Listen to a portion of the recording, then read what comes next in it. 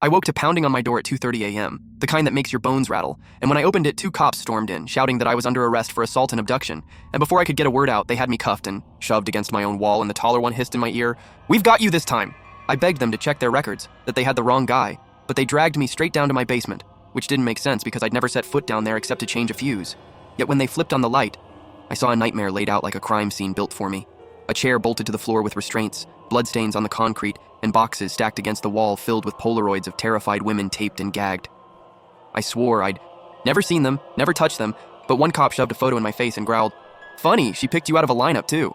My throat closed because in the photo's corner, blurry but unmistakable, was a man who looked exactly like me.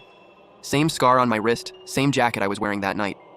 They hauled me downtown, shoved me into a room with buzzing fluorescent lights, and slammed a recorder on the table. "Go ahead," the detective said. "We know you've done this before. Start with number 29. I blinked at him, confused, until he pushed play and I heard my own voice, calm and steady, saying, "Confession number 28. She fit better than the others." My stomach lurched. I'd never said those words in my life.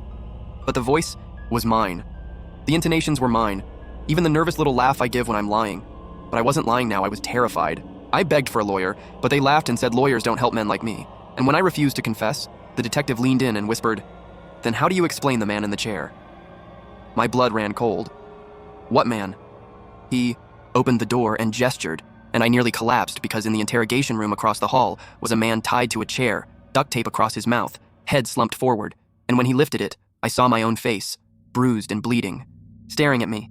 "Told you he'd come back," the other me rasped through the tape. I screamed that it wasn't me, but the detective only sighed, slid a Polaroid across the table and said, "Funny thing, you always say that." The photo showed me in the chair, head tilted, smiling like I finally understood.